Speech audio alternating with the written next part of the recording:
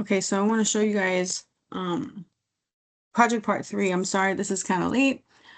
Project part 3 includes certain slides on your semester project template, and I hope that everybody has downloaded that. It's a PowerPoint that looks like this with how many slides? 13 slides on it. And each project part kind of continues to work through these slides. So project part 1 was the sample slide. Project part 2 was the frequency distribution slide. And I had videos for those. And project part 3 includes the measure of center slide, the 5-number summary and IQR slide, and the standard deviation slide. Those 3 slides are project part 3. When we get to project part 4, you will be able to submit this stuff again for feedback, but there's only 1 submission per project part, okay? And then continue to please work on this PowerPoint and save it so that as we get to, or as we approach week 14, you're kind of basically done with your project. When you submit your PowerPoint, just work up to the project part that we are on. So if you're submitting project part 3 and you're submitting this PowerPoint, I'll only look at the measures of center slide, the 5-number summary, and IQR slide, and the standard deviation slide. Those are the ones that I will look at for project part 3. You have a descriptive statistics slide, and this slide should be deleted for submission. See? Delete for submission. This slide is here just to give you an idea as to what to do. And kind of like how to do it and the requirements for the next few slides. So this slide is not needed for the actual project. If you want to delete this slide, you go over here to the left and right click, and then you can delete the slide. Be careful you don't delete slides that you want, but this slide should be deleted for submission. Now you could keep it for project part 3 if you would like, and then as we get to the project, delete it. But again, this is literally just instructions and not part of the project. So measures of center. Hopefully you know how to do these. Mean, median, mode. I want to show you something in case you want to work on these slides and provide like the proper variables that kind of go with some of these things. So for example, you guys will be calculating your measures of center for your sample that you had from project part 1, and a sample mean I've showed you before. I can input X bar here. I can go to insert, okay, up here. I can go to symbols. I can go to equation.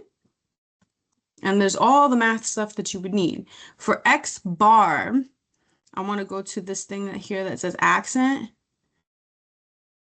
And these are all the, you can accent on top or bottom, and we want the bar one. So this one, when I scroll over it, it says bar. Click that. In the box, I'm going to click, and I'm going to put an X. And so I have X bar representing sample mean. Now, I do not think that I have, let me see if I have a list in here. Oops. If I have a list, all right, I'm just going to make up some numbers. I'm just going to put some stuff. So you guys, actually, I'll put them in L5. So I suggested that when you did your sampling slide, project part 1, that you put your sample in L5 so it doesn't affect the rest of the list that you're using for your assignments, and you won't have to continue to input 35 values every time you need to do something for a project part. So that was my suggestion. I hope that you took it because it would make your life a little bit easier, but I have to admit that you have to now think about the fact that it is in L5. So I'm just making up some numbers here. Let's assume this is my sample, right? I went through my sampling process. I have a sample. Pretend I have 35 values here. I'm not going to put 35 here, but pretend I have 35 here. I'm going to put them in ascending order. So stat and sort A. If you haven't already done that, which you probably have because I had suggested it, second, and then the number 5 to get L5. I want to sort that in order from least to greatest. So once I did that, if I go back to my list, you'll see that now it's in order from least to greatest. This also makes it easy to identify the min, the max, but it also makes it easy to identify any repeated values. And I don't think that I have any repeated values. And this, again, like I said, is a random example. Pretend I have 35 values. I don't have any repeats. Every value is represented the same number of times. So this particular sample has no mode. Okay. Now, if you recall week 3, week 4, we did something that's going to give us a bunch of things in one shot. So I'm going to quit here. I know that my sample, my 35 values is in L5, right? I want to determine the mean and all these things. So I'm going to go to stat, I'm going to go to calc with my arrow and one var stats. And my list is in L5. So I have to make sure I tell it L5. And please, please always check your lists and your frequency list. Make sure what's there is supposed to be and what's not there is not there. So I want my frequency list clear because it's just a list of values and not a frequency table. And then I'm going to calculate. And it's going to give me a bunch of stuff. So I have my X bar, which is my sample mean, 44.67. Round how you're supposed to, or asked to round. What does it say? Round to 4 decimals. So I'm going to round this to 4 decimals. 44.6667 is my sample mean. One var stats is going to give me like everything. If I scroll down, actually, I'm going to use my sample standard deviation. I might as well do that now as well. That's down here with the standard deviation slide. I'm going to delete this and say, well, S is equal to, because that's a sample standard deviation. SX, the sample standard deviation, 30.0206. 30.0206. Okay, what else do I need? I need the median. I need the 5-number summary. All that's going to come down when I scroll down. I have my 5-number summary here, and I have the median, 37. Put that here, 37. Technically, if I'm rounding to 4 digits, 37 would be represented by 37.0000. Not a big deal. My minimum is 7. Q1 is 20. This is my sample. You guys are going to have different values, right? Median 37 is the same thing as Q2. Q3 is 75. And my maximum is 90. Okay? You guys are going to put your values here. I might organize this a little bit just to kind of have it like equidistant, from each other. Just kind of moving things, not a huge deal. Okay. So, all right, I have my 5-number summary. I have my mean, median, mode, and I have my value for my standard deviation. Now I'm going to do interpretations and things like that. Provide at least 2 quality sentences describing which measure is best for your data and why. Are these values close together? Why or why not? I think this is kind of in the wrong order, I feel. What I want from my learners and what I would be looking for this, and remember to delete this. We're going to delete this. I'm going to keep it there for a second just for the instructions. I want you to first talk about these values. You know, I'm not going to type anything here. You guys have to use your own words, but the mean is greater than the median in my example. And I want you to talk about skewness. Okay? I want you to talk about the distribution that this would imply.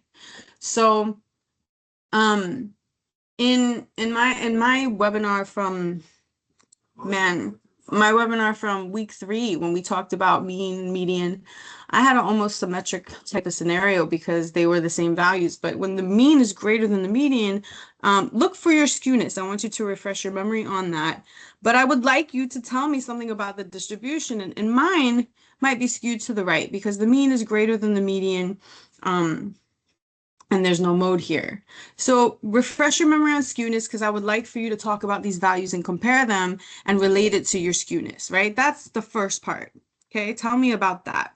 Then I would suggest to talk about this next. Are these values close together? So, you know, I would say they're not mine are not extremely far apart, but you would want to talk about, you know, based on how they look, comparing them. Do you think that they're far?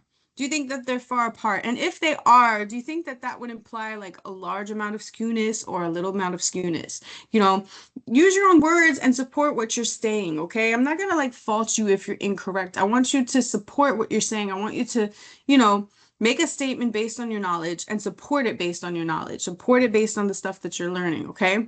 And then after that, you could talk about which measure would be best for your data and why. So if there's skewness and the skewness is large, does the median represent your values more?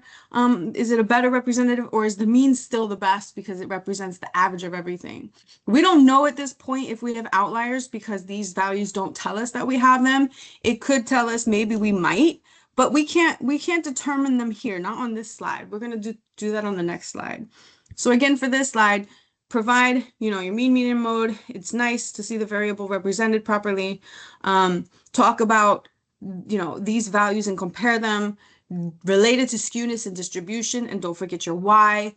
Are these values close together or not? Why or why not? And does that tell you, what does that indicate to tell you which measure is best for your data? Again, and why. Don't forget the why. You have to support your statement. Okay, so that's this slide. That's it. Not too bad. 5-number summary and IQR. So we already determined the 5-number summary. Your IQR is Q3 minus Q1. So that's not a huge deal after you determine your 5-number summary. Q3 is 75 minus 20. Okay, so I would like to see this. You know, I want to see what IQR is Q3 minus. I want to see this. Okay, so your IQR is 55. Now, find the IQR, the interquartile range, show your work. Using at least 2 quality sentences, describe what the 5-number summary and IQR tell you about your data. And then do you have outliers? If so, what are they? And how you determine your outliers and how they're affecting your distribution. So let's go through that. We found the IQR. I'm going to leave the instructions there for a second. Just, what does this all mean? Now, what I would be looking for in this section is, if you remember when we did box plots, what is that, week 3? When we did box plots, if you think about the questions that Newton was asking you, you know, what percentage of values are within, you know, the IQR range, the interquartile range, you know, 50% of your values lie there. What is that, you know, what is this stuff telling you? You know, the fact that the 25th percentiles here and the 75th percentiles here, like, are your values, do they look spread apart? Do they support your, you know, distribution of like skewness? Does it seem like the maximum's way bigger than, you know, these values? You know, discuss what this stuff is telling you. Okay. If you would like, just to kind of show you, if you would like, I always suggest to include something like this, but I'm going to go and I'm going to look at my box plot. Oops. And, you know, it wouldn't be so bad to include it. Obviously, oops, dang it. It's like my computer's going all over the place. Second stat plot. Let's turn the plot on. I want to go to the box plot, this one. Okay, L1. I want my L5 because my values are in L5. My frequency 1. If I go to graph, it's not showing it, so I'm going zoom. Zoom stat number 9. So, all right, look at your box plot. Now, it wouldn't hurt to include that. You can include a little picture of it here, and you can refer to it when you talk about your distribution and your skewness and what these values indicate. You know, you could refer to that. It's not bad to have that picture so you can see, are they far? Is there skewness? Is it large? And things like that. So just talk about what these values are indicating. If you would like to include a picture of a box plot, I would suggest it. Obviously, it's not required, but it can support your findings, your statements, and what you're saying, because you always want to talk about why. Outliers. To calculate outliers, I'm gonna have to move this now. To calculate outliers, you want to calculate your lower fence and your upper fence. And I would like to see this. I want to see your knowledge of these values. Now, what is your lower fence? Your minimum value, not an outlier. Anything less than this would be considered an outlier. Upper fence, maximum value, not an outlier. Anything greater than this value would be considered an outlier. And I want to see lower fence is Q1 minus 1.5 times IQR. oops, 1.5 IQR. Show me this. Show me your calculation. This is not a huge deal. 20 in my case minus 1.5 times my IQR, which is 55, equals. Discuss what that value indicates. Mine looks negative. I don't need to calculate that value, but any number less than this is considered an outlier. And because there are no values from your sample that are less than this, we have no outliers on the low end, right? I want you to talk about it. Upper fence, Q3 plus 1.5 IQR. Okay, show me your calculations. 75 plus 1.5 times 55. In my case, you're putting your values here, right? Whatever that number is, what does it tell you? Well, any number, right, greater than blah, blah, blah is considered an outlier. And because I have these values from my sample that are larger than that, they are considered outliers and they affect the distribution in this way. And it supports the skewness if you have some, blah, blah, blah. Okay, whatever you're finding, you guys might have different scenarios. If you have no outliers, discuss that you have none. What does that mean? So what do I want here? Your 5-number summary, your IQR, talk about it. If you would like to include your box plot and show it to support your statements, do that. Talk about what these values indicate. Then I want to know what your outliers are. I want you to show your calculations and how you determine them. I want to see lower fence. I want to know what it is. Once you calculate it, show me. What is it telling you? I want to see the upper fence. Show me. And then once you list your outliers, how are they affecting your distribution? That's what this slide requires. Not too bad. Standard deviation slide. We already calculated this. Let's see what it says. Using at least 2 quality sentences, describe what the standard deviation tells you about the spread of your data. Is your data close together or spread far apart? Do you have about 68% of your data within 1 standard deviation from the mean? So I'll come back to this question in a second. Use at least 2 quality sentences describing what the standard deviation tells you. I want you to be particular about your value. I don't want you guys simply writing a definition of any of these. You have to, don't just tell me what the definition of these are. I want you to tell me what your value indicates for your situation. And if you have to do some review or research about like what a standard deviation is or how you could determine that, do that. Use your words, however, okay? It is very important to use your words. You don't use other people's words. Use your words, okay? Keep academic honesty, right? And interpret it. I'm not really like going crazy about whether it's right or wrong. I'm going crazy about not going crazy, but I really want to see like that you're trying to analyze your situation. I want to see that you're supporting what you determine based on your analyzation, and I want you to support it with whatever it is that your knowledge. Okay, that's what I'm really looking for. Is your data close together or spread far apart? You can kind of answer this by looking at this value, but I would also suggest kind of for these two, before you answer these two, because you need more calculations before you answer these two. I want you to calculate the percentage of values that lie, within 1 standard deviation of the mean. So I want the value that lies 1 standard deviation below the mean. We have to calculate that. And then the value that lies 1 standard deviation above the mean. So how do we calculate this? Well, I have to take the mean. I'm going to use my proper notation. Insert